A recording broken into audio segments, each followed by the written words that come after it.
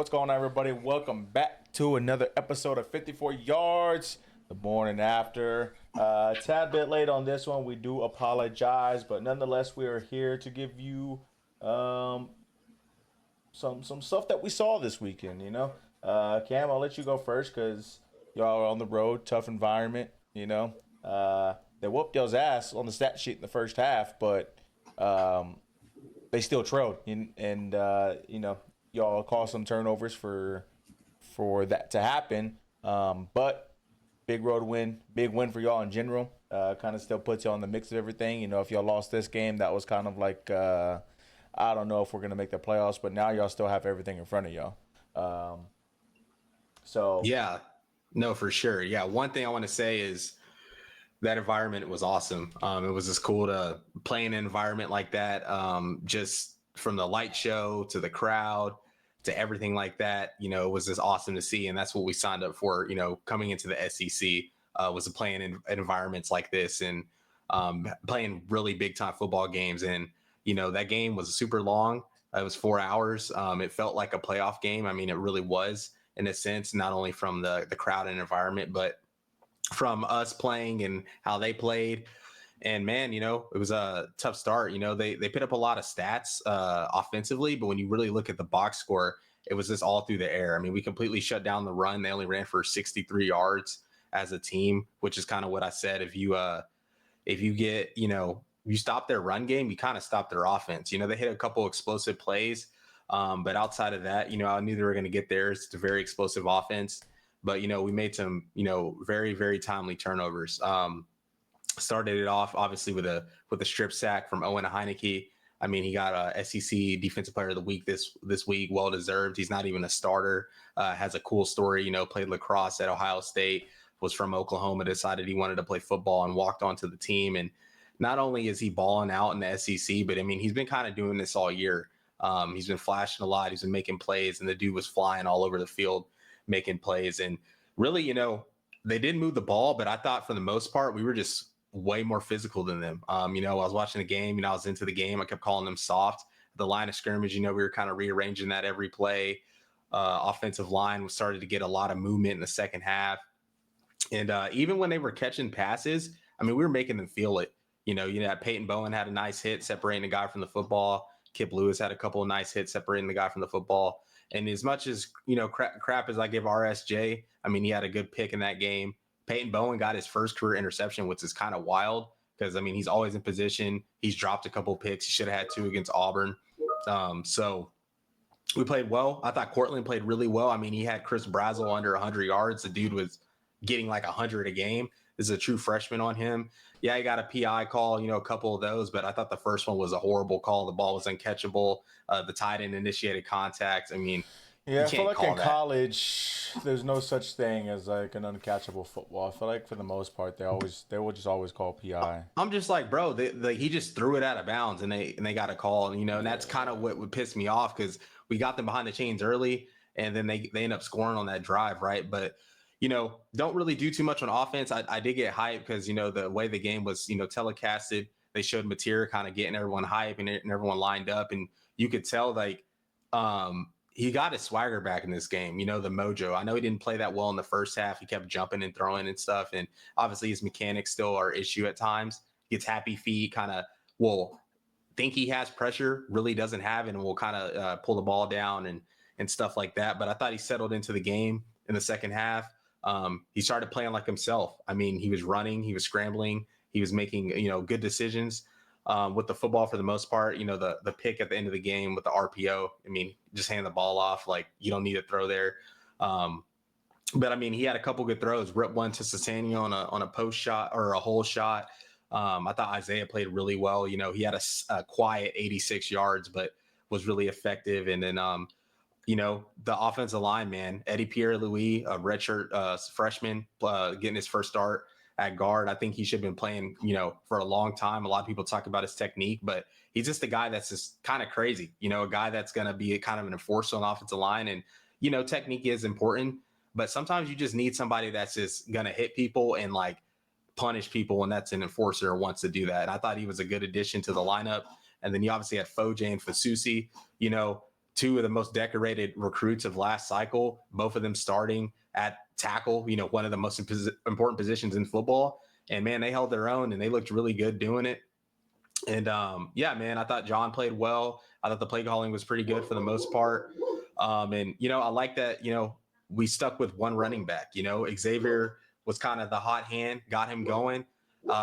And Torrey got a couple carries probably to spell Xavier when he was tired and things like that. But I really liked that we stay with the back. We stay with a hot hand, even when he fumbled. I mean, because that run was good. Staying with the run game in general. Yeah, and even when he fumbled, the fumble, like that was a good run, cut it back. Sometimes they make a good play. I mean, the dude punched the ball out. It happens. But I like that, they didn't pull him out the game. They kept him in the game. And, he looks really fast, which is, I feel like something that a lot of people don't think about because he's such a big guy, patient runner, slippery, but he's obviously shown the ability lately to hit the home runs.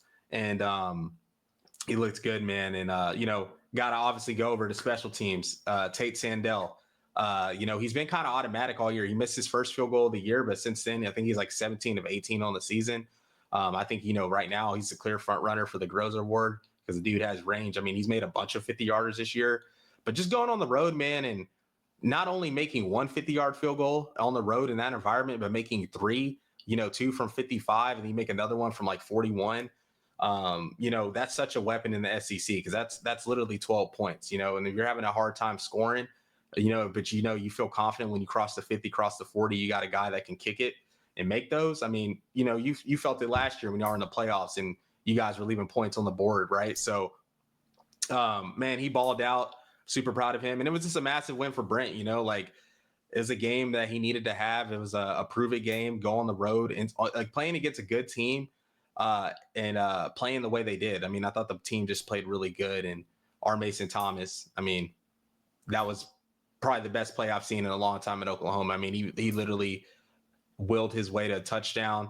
And he got hurt in the process. I think he'll be all right after the bye week. But hey, I was carried him off the field, right? Yeah, and I was like, hey, he scored a touchdown. Look, he got hurt. It sucks, but I'll take that trade-off because at the time we needed it. It was a 14-point swing there. I mean, they were in the red zone, get the strip sack. We scored. We tied the game, kind of weathered the storm, which is something we had to do with that environment. You had to weather the storm. And they had what, turnovers? 3 turnovers, 2 picks, and a strip. But specifically inside y'all's 40? No, so 1 inside our 40. Yeah, I guess 2. Inside the 40, yeah, because he threw 2 kind of prayer balls up. The first pick when Peyton got, he didn't see him, but the pick before halftime, I mean, he was feeling pressure. He just threw it up, and yeah, he was looking like the guy I said he was going to be. He's turned the ball over. I thought if he played against a good defense, he would make mistakes, and that's what happened. And yeah, man, the team played well, got it done, and everything's in front of us. I'm super excited to see how we heal up after the bye week, and then you go in to play Alabama, a good team. Tuscaloosa. And I feel good about it. I feel like we can stop the run just like we did this game, with a light box, and the run game isn't even as good as Tennessee. So we can do that and replicate what we're doing. And that's the thing. I feel like we still have not played, in my opinion, we played like a C+ game and we still won on the road against a good team. So it's like, we haven't even peaked yet as a complete team. Like, we have not played like a just dominant offense, dominant defense game, like all the way through. We had our mistakes. We had 104 yards and penalties, which is insane. That these okay. One thing about the SEC, these refs, I feel like it's just this year. Bad. I don't know, man. They're the worst in the country, bro. Right? Yeah, like to me, it hasn't been. It has been great. I say that. Yeah, they're the worst in the country. And it's like it hasn't been great. Even y'all against every game, bro. There's been something. Auburn against Georgia. Y'all's game this week. Florida versus Georgia. Yeah. They're just, it's been bad and that's just unexcusable with the conference we're in. Yeah, absolutely. Shouldn't happen. I don't know how it's like that bad. But yeah, man. Enough about us. Got it done. Let's talk about Texas and Vandy. Big time win, man. I know the score was closer than what it should have been, but all's well in that. As long as you come out with the dub, especially against a top-ranked team like that, top 10 team, and the way we've been playing and overtimes and struggling with these easier teams, so to say. So to come home and get a win in front of your crowd is always massive. Um, we shuffled around our old line a little bit, moved some pieces, and it turned out that it helped a lot. Our offensive line looked tremendously better. The run game was there a lot. It it's weird because our run game isn't like horrible, but it's not like the best. But like this game was like the best it's Mm-hmm. looked the whole game. Mm-hmm. Um, But also, that's also with Trey making just people miss. You know, they had a lot of missed tackles. They had us in the backfield a few times, and we just made plays Mm-hmm. and turned it into positive yards. Um, but Arch looked great. Arch looks, I mean, the past few weeks, he's looked phenomenal. Can't complain about him. It's complete turnaround as well. Um, might just picks will probably just always happen with him. He didn't throw one this game, but last game he did. But besides like the picks, he's played like one of the best quarterbacks in the SEC, if not Mm-hmm. the country. These past 3 games, if you look at the numbers, Mm-hmm. even the decision making too, and how Mm-hmm. he's processing the information and making those decisions. Um, Defense been banged up. We got a lot of guys, even offensively too, because we had, like I said, Dylan McCutcheon came in. Don't really see him much, true freshman, but don't see him much. But Yeah, he's he's kind one of of, been y'all's like rotational guy this year yeah, because he's he one of played the against Ohio guys, State and yep, that start trust on the young side. Then he ended up getting banged up, so I brought in um, Khalil Lockett. Khalil Lockett. Yes, Yeah. he got kind of targeted ish. It was just the last that half, and there's both the balls that Arch threw. They were Hail like, Mary, right? yeah, they were both in Yeah. his like direction. So, um, but banged up offensively, we had guys step up and fill some roles. Um, and then defensively, I mean, it's our defense has just been on the field so much that injuries are just probably bound to happen. I know the big thing was the fourth quarter, but we're down to our second, third string corners and our second, third string safeties. Like Hmm. we didn't have a starting safety or starting corner in the fourth quarter, the whole fourth quarter. Yeah, and I So think right now too, like Jaden Gilbo, I think he's kind of been a liability all year for Texas. I mean, he gave up that yeah, busted no, coverage, like yes, but like you he know. makes plays to where it's like okay, It's like yeah, it's like a trade off, but he yeah, isn't like, and I was I was talking to some Texas fans about this, but I was like, Texas is interesting because Jade played the star for 3 years or 4 years or whatever, and then he gets bumped outside the corner. Gobo played the star, he gets bumped out the corner. It's like they're probably going to do the same thing with Littleton once he gets older, bump him out the corner, um, which is interesting to me because I feel like the position that the star position is harder to play just because you're closer to the ball, more responsibilities. Maybe not from a coverage aspects because you're on tight end slots, stuff like that. But yeah, man. Too, another thing I thought, because I went to the game, I thought that teams, if they go tempo against you guys, they can find success. I think when they, because kind of the way Vanderbilt is made, like they had to go tempo because they were losing, but the way they wanted to play the game, huddling, milking the clock, running their plays, I don't think that works well for them against a team like y'all because you guys can get set, diagnose things, and read and react. But I think if teams go tempo, kind of how Mississippi State did, then there's a way to find success well, against y'all. it's our secondary. Yeah. While we're great defense overall, that's like the weakest point of our defense is our secondary.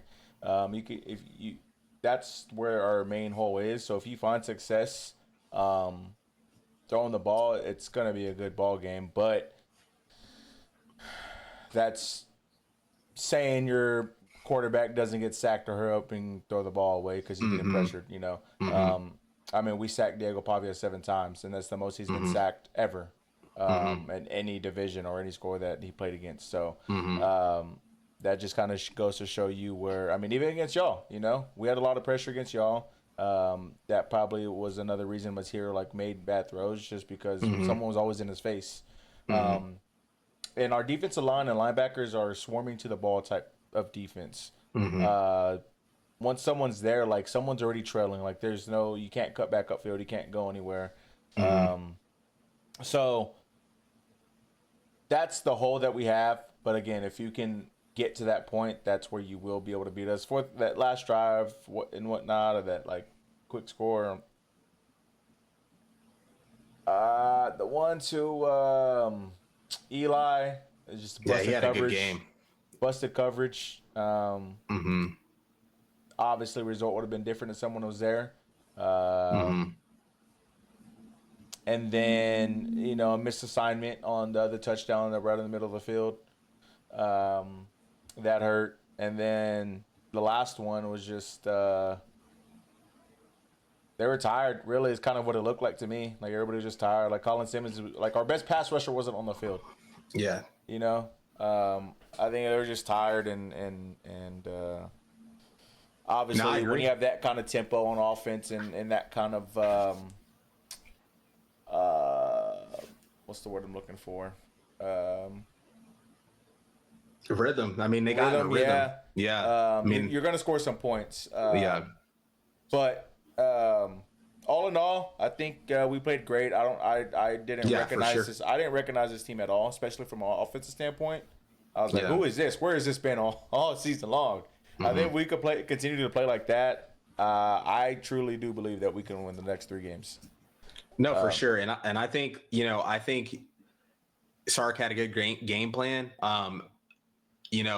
I don't know why he didn't do that more often. I mean, the last couple of years, y'all ran a ton of screens and y'all did it this week, kind of screen them to death because it's like, you got to make a team like that tackle. They don't have the athletes, some of the other teams you've played, and you just screen them to death. Now, however, when you do play like the better defenses, you got to mix it up just because, you can't screen those teams to death. But I thought for what, the game plan, getting Arch in a good rhythm. I mean, there was a time where, bro, I don't even think y'all had like run rushing attempt through like, 2 or 3 possessions or something like that. So it showed that they trusted him and, he played well. I mean, he played really well and hopefully he can build off that and go into the bye week and, kind of get a good game plan for Georgia. Cause obviously you guys, they've had y'all's number the last couple of years. So, or the last year, not a couple of years, but that's a big one. And, it kind of gets me to a point, unless you have any more about Texas. I was going to shout out, we had a freshman in Cade Phillips. He played number 19, 11. Yep, he played 19 snaps, no receptions allowed. That's huge when you have a guy like that come in and step up and make a difference in a ball game. Going forward, that's going to get you on the field and know that the coaches can trust you. 100%. Yeah, he played well, man. I thought, and that just shows the depth, right? Like I just pulled up Cade Phillips' recruiting profile. It was a 5-star, right? So that's what it looks like. When you got 5 stars that are 2 and 3s on the bench, you can put them in games and they can show up and play for you and play well. But yeah, man, it takes me to a point, like real quick. Hugh Freeze got fired on Sunday, and kind of saw it coming.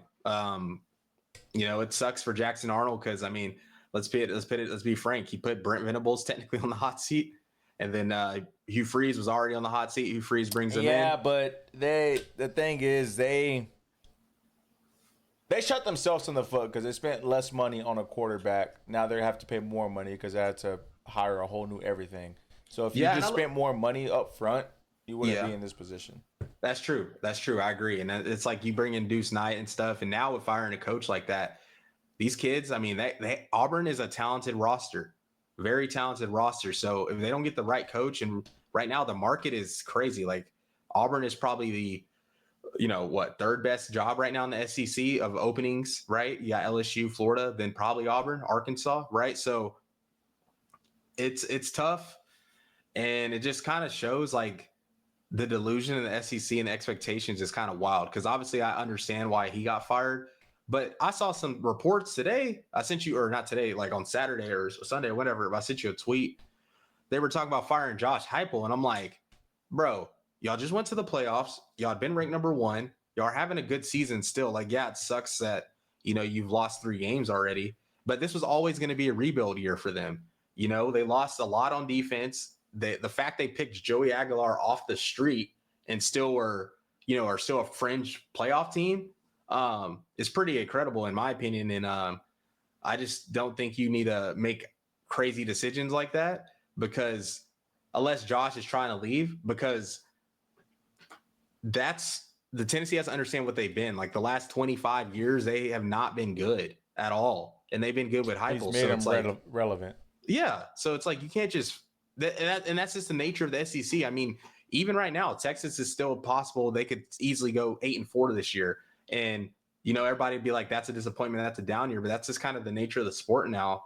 When you're in a big conference that's competitive and you got other teams that are just as competitive and have resources just like you're going to have up and down years. I don't think there's going to be, consistent years of just dominance unless you're just Ohio State just because of their conference. But yeah, man, that was crazy. Obviously, Miami lost too this weekend. I know you were happy about that. I was very happy, and he threw 2 picks. I told y'all the road. Hey, that's a Scooby-Doo character right there, man. Them villains where you just got to take off the mask. That's Carson Beck. That's who that is.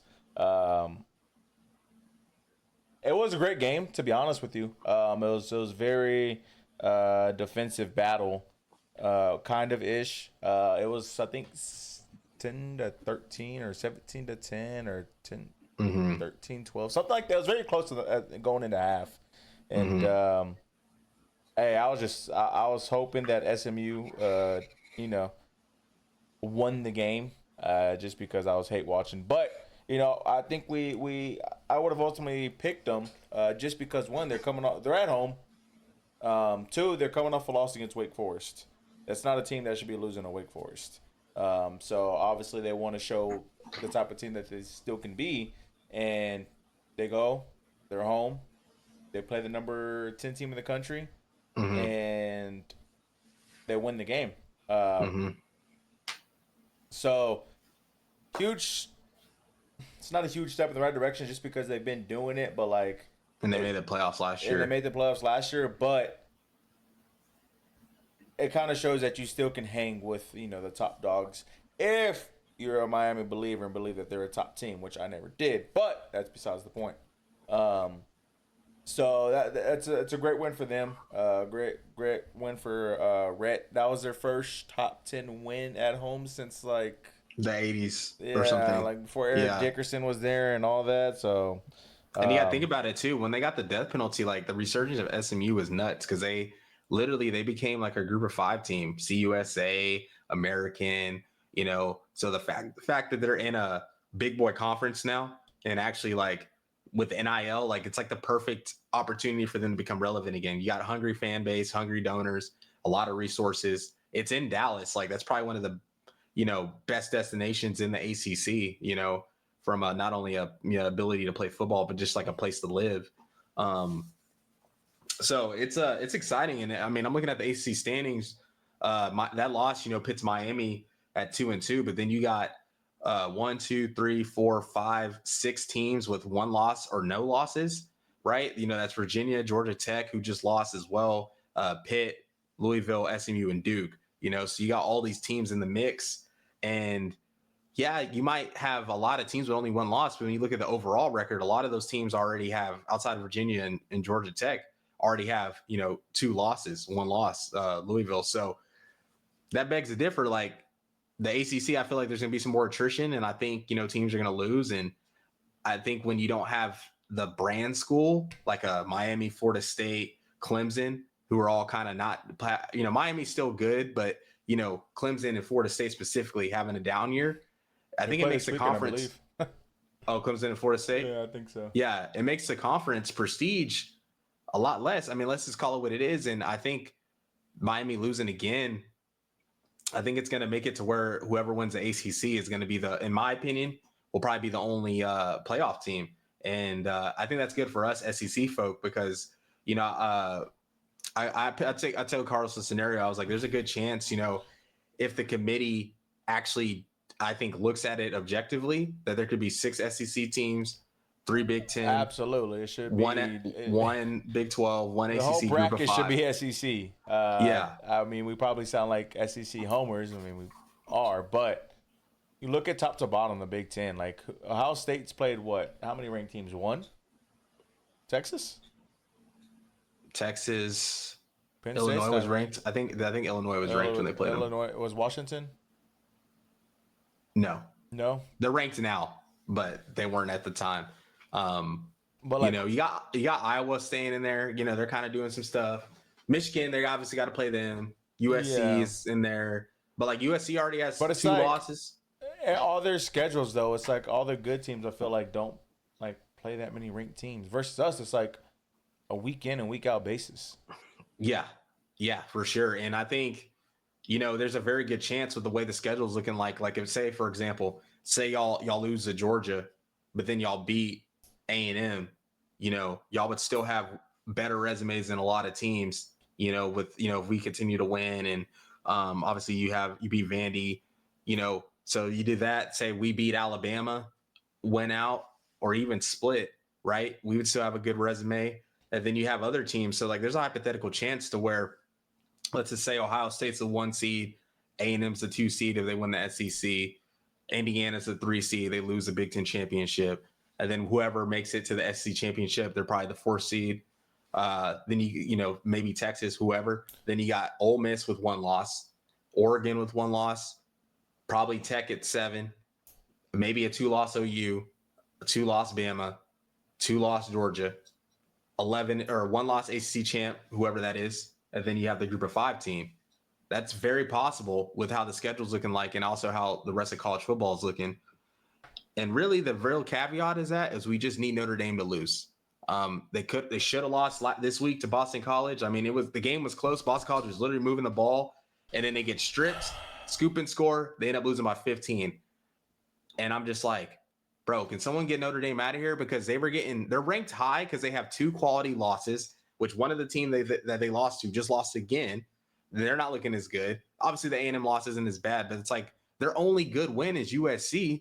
And USC, I think they still have to play Oregon and some other team. So We have a better resume than Notre Dame. Yeah. Oh, for sure. So I'm like, there's a good chance to where at the end of the year, USC football, like let me look at their schedule. Like they play Iowa. They could lose that game. They play Northwestern. I mean, Northwestern's sneaky. Then they go to Oregon. It's like they could easily, and they finish UCLA. They could easily lose 2 out of their last 4 games and finish 8-4. And it's like, how good does that win look for Notre Dame now? You know, so I'm hoping that the committee looks at it like that. And hopefully, things work out for our teams where we can all like have multiple teams in. Because I think the SEC this year and I think last year, what's going to help us out is last year there was a few blowouts in the playoffs because you put SMU in who lost the ACC championship. Indiana didn't play that well last year. They're a lot better this year, but I'm just saying, like using them as an example, there's a few teams in there who like the games weren't that competitive, and I feel like the committee this year hopefully might take that into account and be like, they just need to adopt the NFL, man. That's all. That's just what they need to do. Just adopt or the just NFL. use the BCS system, like use some kind of like. I mean, first metrics. 2 teams bye, and then the rest are just whatever they're ranked. Yeah, bro, for sure. I've had this. We've already talked about this. Like, bro, I'm not trying to watch it. As cool as it may sound, I'm not trying to watch a group of 5 team play. I'm just not. Fair. Like I'm trying to watch the best. Bro, move up. That's the other teams have done it. Yeah, well, they got to get invited to a conference. Exactly. Do it. If you're consistently good, they're going to invite you to a conference. Yeah. Like that's and even last year, like the Pac-12 needs members. Yeah, come on. But I don't even know if the Pac-12 members they'll make it a G5 league anymore or a P5 league. We'll see. But I'm just not trying to see a group of 5 team, man, and just give me the 12 best people. That's all I ask. Just the 12, whoever is ranked 1 through 12 versus first and second. And last year, Boise State was 1 to the 12, so that's why I didn't have an issue with like them, but. This year it's like you look at the conference, it's like, yeah, BYU is undefeated, but like, bro, if you pit BYU with the, top 6 teams right now in the SEC, all of us would be favored by at least 7.5 on a neutral site.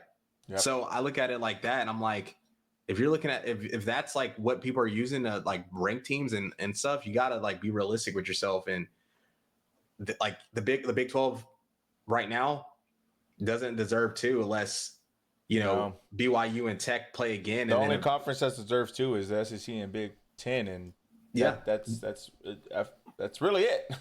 Yeah, and the only reason ACC doesn't deserve two is because, like, let's say if Florida State, Clemson, and Miami were just doing what they should be doing, beating everyone else and only losing to each other, okay, you might make an argument for them. But the fact that they're losing to teams that they just shouldn't be losing to in conference just hurts their conference. It just is what it is. Yep. But yeah, I don't know what other big games were this week. Well, big news is Raiola's out for the season, broke his fibula. That sucks. Yes, that was tough. Kid was playing great.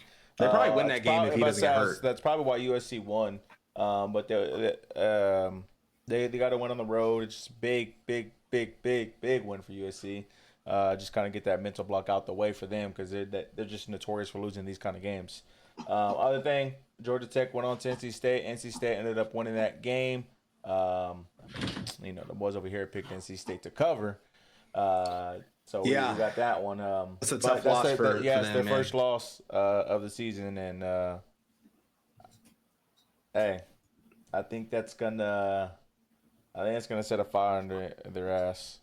Well, the problem is with them, their run defense is pretty bad. Like, I think it's been a mainstay. And then, I mean, bro, NC State ran for 243, bro. And then they also threw for 340. Oh, my goodness. And, hey, we talk about this transfer portal all day. I hope he doesn't leave. I hope he doesn't leave. But CJ Bailey, he might be getting some calls, bro. He's a true freshman, and he's doing what he's having a good season so far. And, Y'all don't be surprised if Oklahoma's calling because they like to tamper. We're not calling, bro. Everyone's tampering. Listen, when you see dead fish in the water, you got to make your roster stronger and go get them. Yeah, you know what I'm saying? Because we got a bunch of good bunch of good wide receivers. We need an alpha. There are alpha in there. We're kind of like the Packers right now. Got a bunch of wide receiver twos. You know what I mean? Get alpha in there. They got a wide receiver one. The quarterback just don't like him. Yeah. I mean, maybe we'll see. I don't know. Romeo Dobbs, man. No, Tucker Kraft's the wide receiver one over there. Yeah, man, where's he? A starter for the Packers? I said, where is he? What do you mean? Where is he? He tore his ACL. No, he's not. He didn't get hurt. Tore his ACL. When did he get hurt? He got hurt this week? Yes. No, you're for real?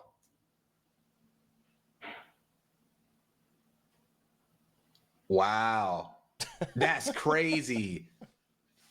Wow, I didn't even know that. Damn. Tore his ACL, man. That's sad, bro. He was having a Pro Bowl year. That's actually really sad. But him and Laporta.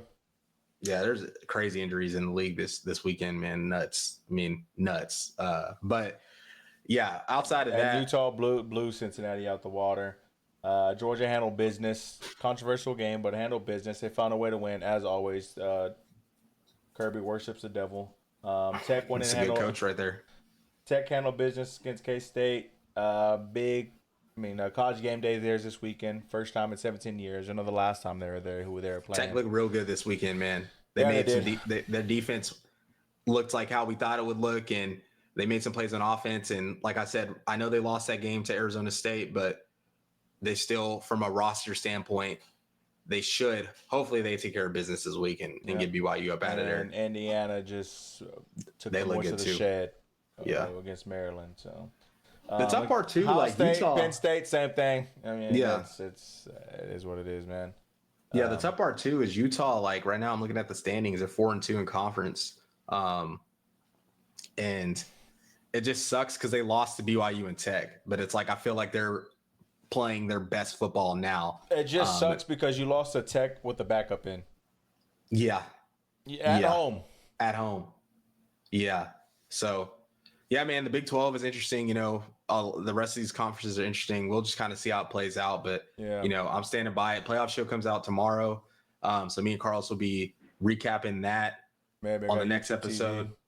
And hopefully we have YouTube TV fixed by this weekend. I know we both have buys, but, man, that was just painful, man, just trying to man, watch everything. And it just sucks, bro. It's just a disservice to the consumer to be doing that, and hopefully they get it fixed because this is the most important month in college football. Championship November, playoff rankings are coming out, so we'll see like how those look and kind of see what the committee's talking about. But I'm excited, bro. Should be a good year, yes, sir. Good rest of the year, and hopefully, You know, we both got massive games. You're going on the road at night. Nah, We got them at 2:30. I actually which is wild to say, I kind of wanted to play again at night. I don't know. I just felt like I was telling you in the pod before the game. This is our year. I feel like that just activates a team sometimes, and that's kind of what we needed. I just feel like sometimes that is what you need. Year. We'll see. This is our year. Would you rather beat Georgia and lose to A&M? Okay, that's not even a question. All right, that's not even a question. It needs to be. I would lose to Georgia, beat A&M 100 times out of 10.